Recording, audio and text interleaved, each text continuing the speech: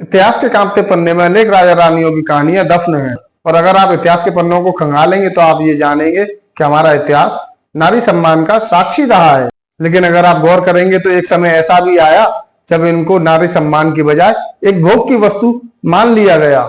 और यहाँ तक कि बादशाह लोग अपनी शहजादियों का निकाह तक नहीं कराते थे, क्योंकि उनको निकाह कराने के लिए किसी दूसरे बादशाह के सामने झुकना पड़ता। तो दोस्तों, हम बात कर रहे हैं मुगल काल की। चाहे आप मुगलों का हरम देख लें या दिल्ली का मीना बाजार देख लें या फिर आप किसी एक मुगल शहजादी का किस्सा ही सुन लें, आपको कहीं भी नारी सम्मान की कोई कहानी नहीं मिलेगी।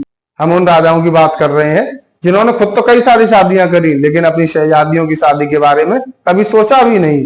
कहा जाता है कि मुगलों के हरम में उनके परिवार की नारियां और उनकी दासियां रहा करती थी।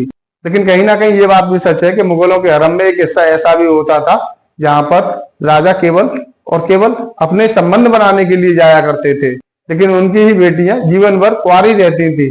आप जब मुगल इतिहास के बारे में पढ़ते या सुनते हैं तो आपको केवल मुगल राजाओं के किस्से पढ़ाए या सुनाए जाते हैं। किसी शहजादी की दर्द भरी दास्तान या कहानी आपको नहीं बताई जाती। अगर आप मुगल काल को ध्यान से देखें तो आप यह नहीं समझ पाएंगे कि मुगल काल शहजादियों के लिए एक वरदान था या शाप था। और इन्हीं शहजादियों में से एक शहजादी ऐसी भी हुई जिसने कभी जीवन भर शादी तो नहीं करी, लेकिन अपनी एक अलग पहचान बनाई। चाहे राजनीतिक मामला हो या परिवार का मामला हो या फिर दौलत का मामला हो, बिना उससे पूछे कोई भी कार्य नहीं किया जाता था और उसने हर जगह अपनी एक अलग छाप छोड़ी है। आपको यह जानकर आश्चर्य होगा कि वह कुछ ही समय में दुनिया की सबसे शक्तिशाली महिला बन गई थी और अंग्रेज भी उसके नाम से थरथर कांपते थे। लेकिन उसकी जिंदगी में सब कुछ अच्छा ही नहीं घटा और जिंदगी के एक पड़ाव पर उस पर एक यह भी आरोप लगाया गया कि वह अपने पिता की ही प्रेमिका है। और दोस्तों, यह चौंकने की नहीं बल्कि सोचने की एक बात है। अपनी मां के जाने के बाद एक बेटी जो अपने पिता का ख्याल रखती है, उसके खाने पीने के बारे में सोचती है, उसका ख्याल रखती है, और ये समाज उसी चिंता को गलत समझ लेता है। तो दोस्तों, ये कहानी है जहां आरा की, जिसकी मां का नाम मुमताज और पिता का नाम शाहजहां था। जहां आरा का जन्म 23 मार्च 1614 को हुआ था। वह मुमताज और शाहजहां के प्यार की सबसे पहली निशानी थी और वह बचपन से ही सबकी लाडली थी। पिता तो मानो उस पर जान छिड़कते थे, और छिड़कते भी क्यों नहीं, आखिर मुमताज के द्वारा प्यार कर दिया गया पहला तोहफा जो था। आगे चल के उसने 14 बच्चों को जन्म दिया और 14वीं संतान को जन्म देते समय 1631 में उसकी मृत्यु हो गई।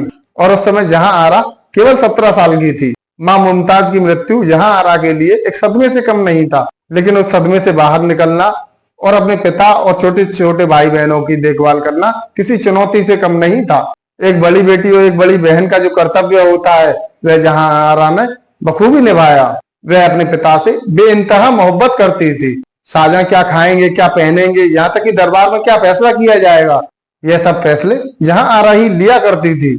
जहां आरा अब बड़ी हो चुकी थी। अकबर को अपने बहनों के द्वारा मिले हुए धोखे या फिर अपने गुरूर के कारण मुगल बादशाह अपनी बेटियों की शादियां नहीं करवाया करते थे। और जहां आरा इस बात को बखूबी जानती थी कि उसे जीवन भर कुंवारा ही रहना होगा, और इसीलिए उसने अपना सारा ध्यान मुगलों के व्यापार के ऊपर लगाया। सूरत के बंदरगाह और जहाजों के व्यापार के बारे में समझा और उसे आगे बढ़ाने का सारा प्रयास किया। और आपको यह जानकर आश्चर्य होगा कि जहां आरा की उस समय की आमदनी 30 लाख रुपए हुआ करती थी, जो आज के समय में 1 अरब से भी अधिक है।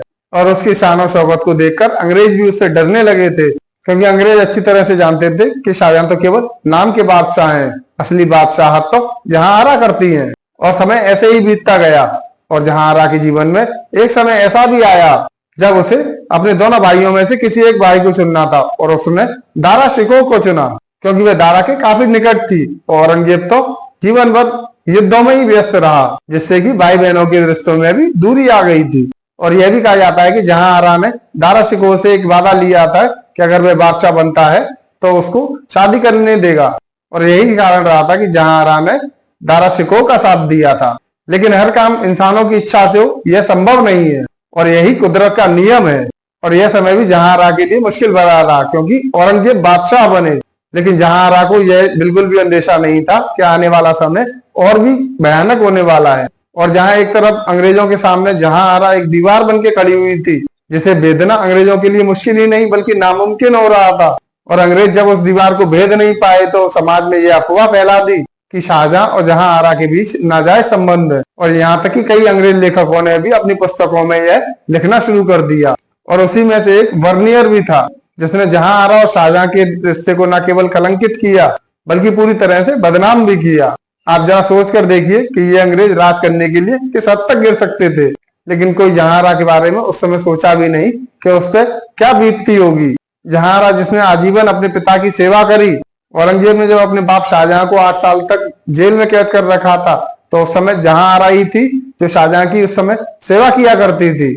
अपनी मां मुमताज के मरने से लेकर और अपने बाप शाहजहां की मृत्यु तक जहांआरा केवल और केवल अपने पिता की सेवा ही करती रही।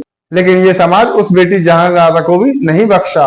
वो जिंदगी भर अकेली और तनहा रही और एक गुमनामी की जिंदगी बिताते हुए 16 सितंबर 1681 को जहांआरा मौत के मुख में चली गई। और उसे जिंदगी में तो कभी शांति नहीं मिली, शायद मौत के बाद उसको शांति मिली हो। तो दोस्तों, आप ही फैसला कीजिए कि मुगल शहजादी होना एक वरदान था या कोई ये अभिशाप। और साथ ही आपको जहांआरा की कहानी कैसी लगी कमेंट करके अवश्य बताएं। और अगर वीडियो पसंद आई हो तो वीडियो को लाइक करके अपने दोस्तों के साथ शेयर भी कर दें और हमारे चैनल राष्ट्र महिमा को सब्सक्राइब भी कर लें। तो मिलते हैं फिर किसी नए टॉपिक में किसी नए वीडियो के साथ। जब तक के लिए नमस्कार।